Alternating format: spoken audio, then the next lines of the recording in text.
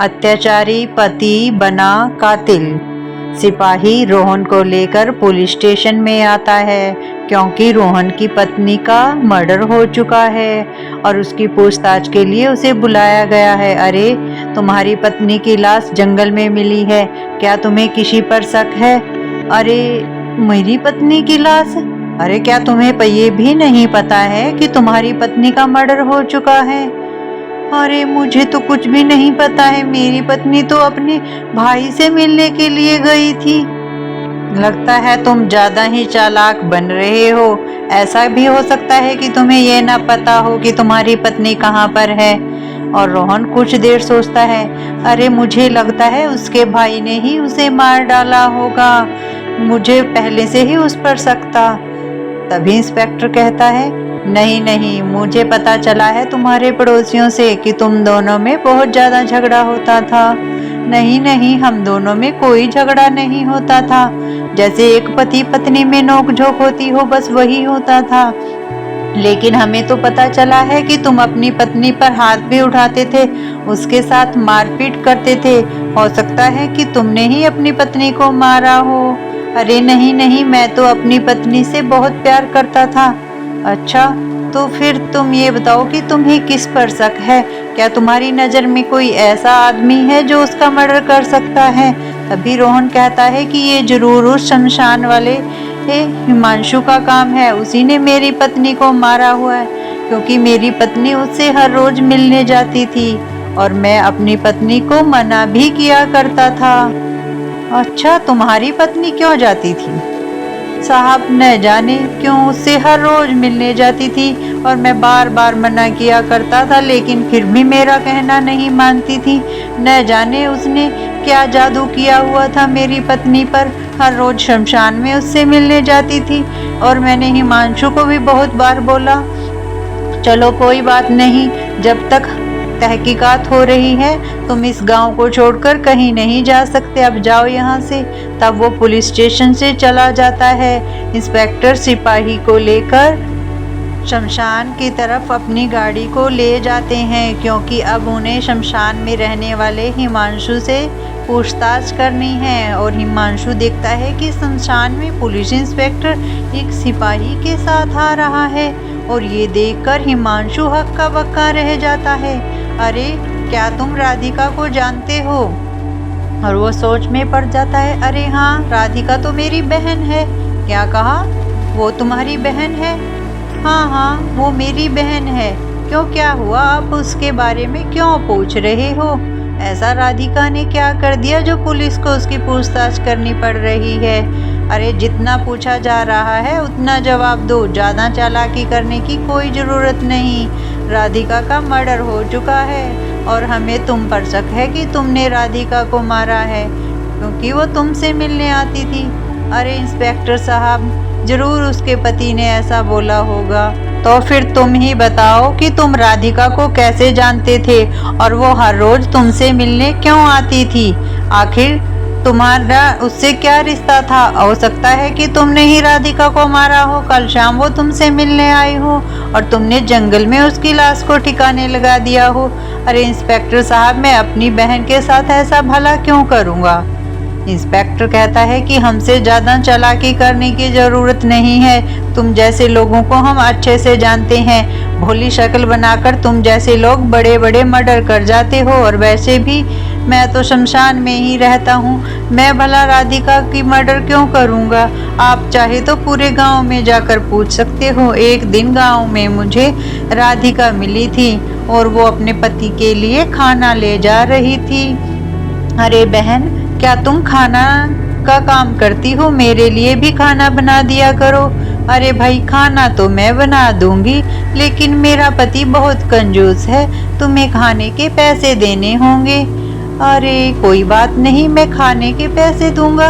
हाँ हाँ, लेकिन ये बात मेरे पति को पता नहीं चलनी चाहिए कि मैं तुम्हारे लिए खाना बनाती हूँ, वरना वो मुझ पर शक करेगा। ठीक है, कोई बात नहीं, तुम मेरे लिए हर रोज खाना पहुंचा दिया करो, मैं ये बात छुपा कर रखूंगा। ठीक है, तो तुम मुझे महीने के 500 रुपये दे देना, ताकि मेरा भी कुछ खर्चा निकल जाए और तुम्हें भी रोटियां आसानी से मिलती जाए। हाँ बहन ठीक है। और इस तरह है राधिका हर रोज शमशान में मेरे लिए खाना लेकर आती थी और उस खाने के बदले में मैं उसे पैसे दिया करता था। बस इतना ही रिश्ता था हमारा।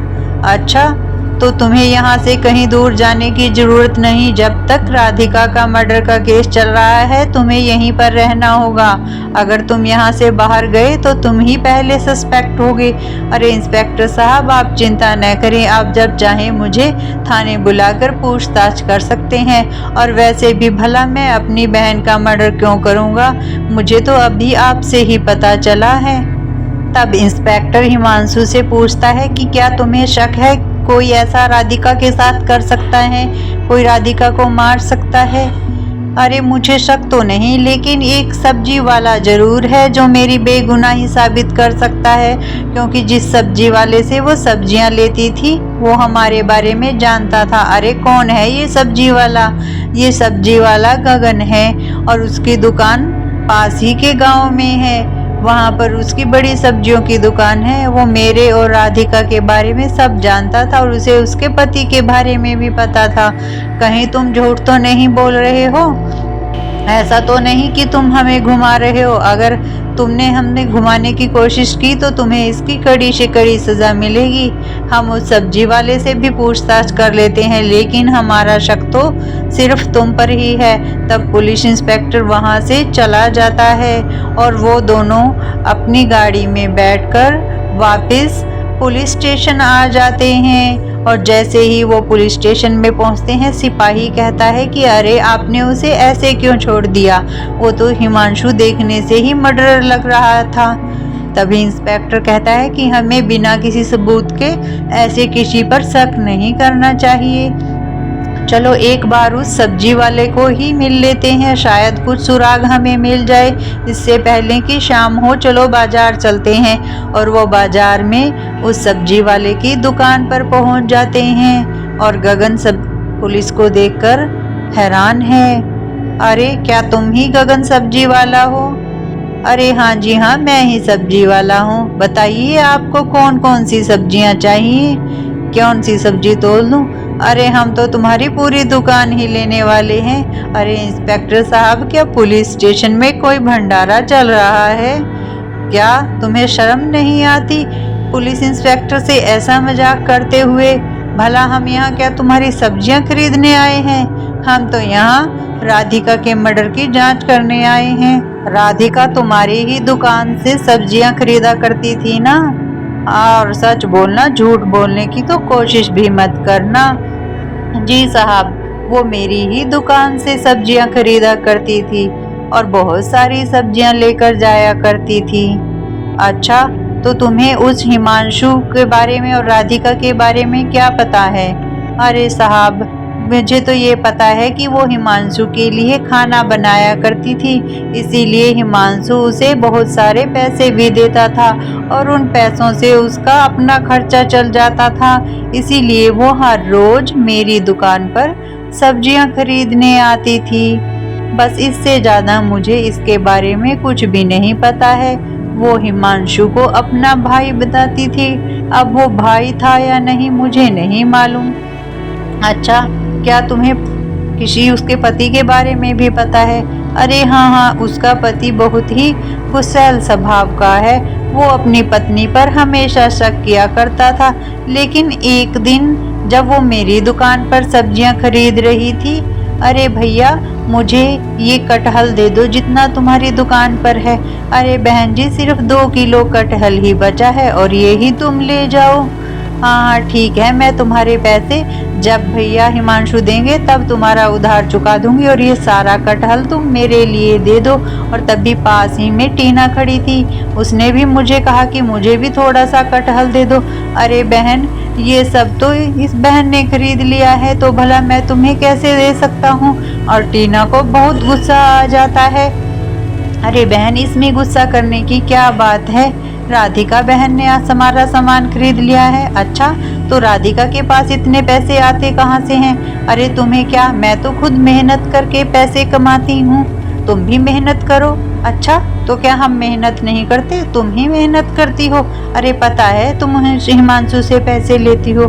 हाँ हाँ, मैं हिमांशु से पैसे लेती हूँ, लेकिन उसके बदले में उसे खाना भी तो देती हूँ। और इसी तरह उन दोनों में बहुत ज़्यादा झगड़ा हो जाता है। इससे ज़्यादा साहब मुझे और कुछ नहीं पता। वो मेरी दुकान से चली जाती हैं। अच्छा, क्या तुम सच बोल रहे हो? जी साहब, मैं बिल्कुल सच बोल रहा हूँ।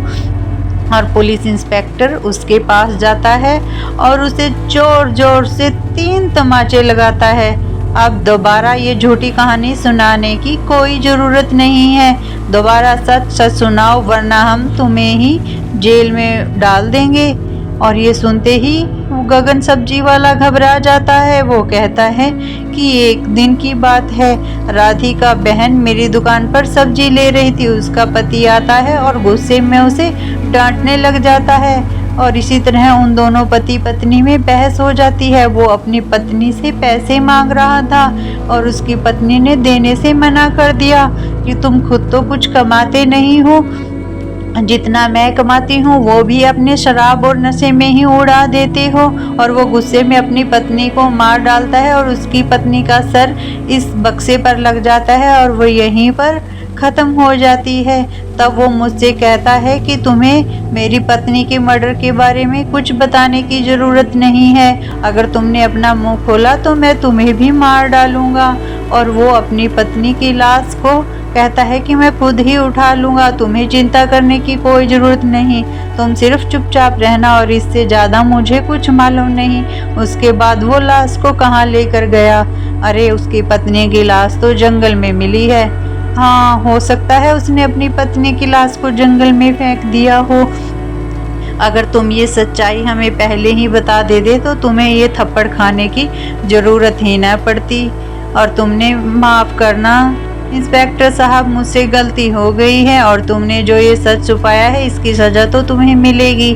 अरे साहब, आपने तो सच में ही असली मुजरिम को पकड़ डाला, वरना मुझे तो वो हिमांशु ही असली मुजरिम लग रहा था।